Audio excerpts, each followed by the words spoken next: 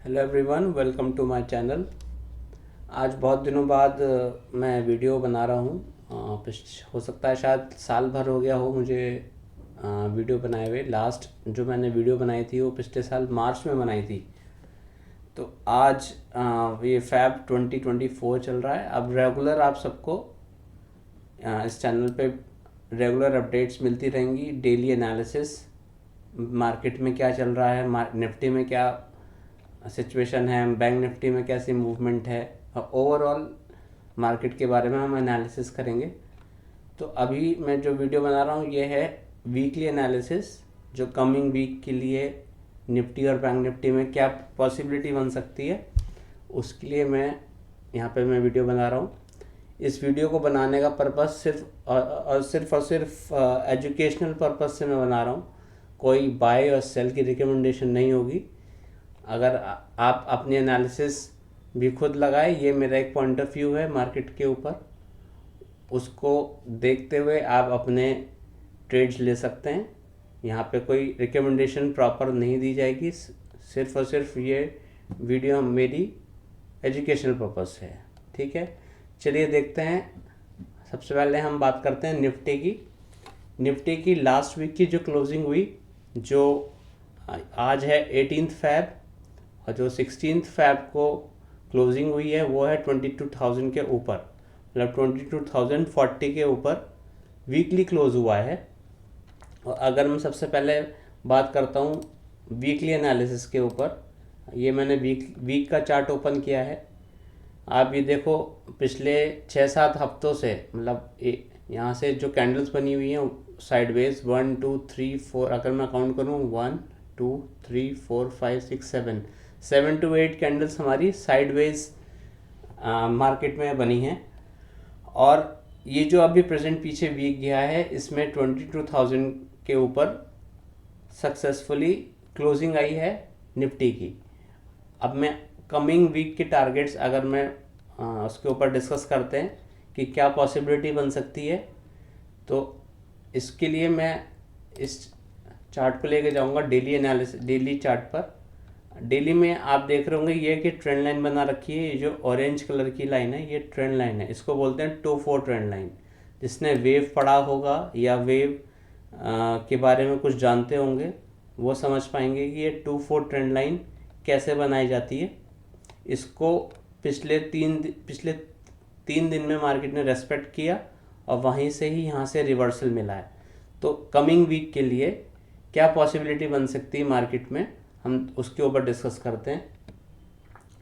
अब ये देखो कि अगर मैं यहाँ पर हमें एक रिट्रेसमेंट लगाऊं, मैंने यहाँ से रिट्रेसमेंट लगाई, जो पिछला हाई था मार्केट का 122 या 126 के आसपास। 122 से मैंने अगर रिट्रेसमेंट लगाता हूँ, ये मैंने रिट्रेसमेंट लगाई। अब रिट्रेसमेंट के लेवल्स 100% तो लगभग अचीव हो चुके। उसके ऊपर के टारगेट्स क्या हो सकते हैं उसके बारे में हम डिस्कस करते हैं। अगर कमिंग वीक में मार्केट ने अगर 22,150 के ऊपर वीक की क्लोजिंग दे दी, 22,150 के ऊपर की वीक की क्लोजिंग दे दी, तो सीधा जो मार्केट में मूवमेंट आएगी, कम से कम 300 से 400 पॉइंट की रैली वन वे आपको मिलेगी, जो इसको टारगेट ले सकती है 22,400 के आसपास। 22,400 पहला टारगेट होगा पूरे वीक का। हो सकता है इसी वीक में टारगेट आए या हो सकता है नेक्स्ट वीक में टारगेट आए, पर वीकली क्लोजिंग हमें 150 के ऊपर चाहिए। 22,150 के ऊपर हमें वीक की क्लोजिंग चाहिए निफ्टी में। तो उसके लिए हमें फिर 22,400 की तरफ देखना होगा। अगर 22,400 के ऊपर भी क्लोजिंग जाती है, फिर अगला स्ट्रेच आएगा 300 से 350 पॉइंट का, जो 22,700 750 तक का एक लेवल छू सकती है मार्केट। एक तो सिनेरियो ये हुआ, वो ये वाला सिनेरियो तभी पॉसिबल है जब 22,150 के ऊपर, 22,150 के ऊपर अगर क्लोजिंग आती है, तभी ये पॉसिबल है कि ये शायद 22,400 को तरफ मूवमेंट आ जाए, मतलब 250 से 300 पॉइंट की मूवमेंट वन वे आपको मिल जाए कमिंग वीक के अंदर। अगर इन केस ऐसा नहीं होता, अगर आप देखोगे, अगर देख पाओगे कि अगर ये रिवर्सल वापस से आ रहा है, मतलब 21,900 के नीचे अगर क्लोजिंग वापस से आती है, तो वापस से निफ्टी में जो लेवल्स हमें देखने को मिल सकते हैं वो 21,500 तक के लेवल्स, वीकली लेवल्स हमें देखने को ईजिली मिल सकते हैं अगर 21,900 के नीचे क्लोजिंग आती है डेली में। अगर मैं इसको वीक के चार्ट पर लेके चलता हूँ तो वीक के चार्ट पे आप देखो, ये हैमर बना है, पीछे कितने सारे हफ्ते साइडवेज मार्केट में मूवमेंट हुई है। इसके बाद अगर इसके ऊपर क्लोजिंग आती है तो हमें क्लियर हैं। पहला लेवल 22,400 के आसपास, 375 टू 400, अगर उसको ऊपर भी क्लोजिंग मिलती है तो फिर 750 तक के लेवल्स हमें ईजिली मिल जाएंगे निफ्टी के अंदर। और नीचे के लेवल्स भी ओपन है। नीचे के लेवल्स तभी एक्टिव होंगे जब मार्केट हमें 21,900 के नीचे क्लोजिंग आए। 21,900 के नीचे क्लोजिंग आती है तभी वो 21,500 तक के लेवल्स हमें देखने को मिलेंगे। इन केस कमिंग वीक में तो हम डिस्कस करेंगे, डे टू डे भी डिस्कशन करेंगे। अगर 21,500 के नीचे भी क्लोजिंग आ जाती है तो फिर वो ट्रेंड रिवर्सल के साइन है। इतना आगे तक नहीं सोचना चाहिए, अभी हम कमिंग वीक की ही बात कर रहे हैं। अब मैं बात करता हूँ बैंक निफ्टी के बारे में। बैंक निफ्टी में जो लास्ट वीक की क्लोजिंग मिली है वो मिली है 46,385 के आसपास, मतलब 46,000 के ऊपर 300 से 350 पॉइंट ऊपर क्लोजिंग आई है। अब ये इसका वीक का चार्ट है निफ्टी बैंक का। तो निफ्टी बैंक में ऊपर की तरफ अभी जगह है। ये क्रूशियल है लेवल निफ्टी के लिए, बैंक निफ्टी के लिए अगर लेवल की मैं बात करूं तो बैंक निफ्टी के लिए जो क्रूशियल लेवल है वो है 46,700। 46,700 के ऊपर अगर क्लोजिंग आती है, चाहे वो डे की ही क्लोजिंग आए, तो इस मूव को ये स्ट्रेच कर सकती है 47,000 तक ईजिली। कमिंग डेज में 1 से 2 दिन लगेंगे, तो 47,000 से लेकर 47,200 तक के लेवल्स आपको ईजिली देखने को मिल सकते हैं। अगर मैं इसको पूरा वीक की बात करता हूँ, वीक एनालिसिस में, तो वीकली एनालिसिस के अंदर ये 48,500 के लेवल्स को भी टच कर सकती है। तो कमिंग वीक क्रूशियल है। अगर मैं इसको 1 आवर के टाइम फ्रेम में लेके चलूँ तो आप क्लियर कट देख रहे होंगे कि ये डब्ल्यू पैटर्न एक फॉर्म हो रहा है। डब्ल्यू पैटर्न की नेकलाइन हमारी 46,900 के आसपास है। ये मैं यहाँ पर हॉरिजॉन्टल लाइन लगा देता हूँ। ये लाइन हमारी 46,900 के आसपास हमारी नेक लाइन की लाइन है। अगर इसके ऊपर क्लोजिंग होती है, 1 घंटे की भी क्लोजिंग आती है, तो पहला हमारा ईजिली लेवल 48,300 तक का अचीव हो सकता है।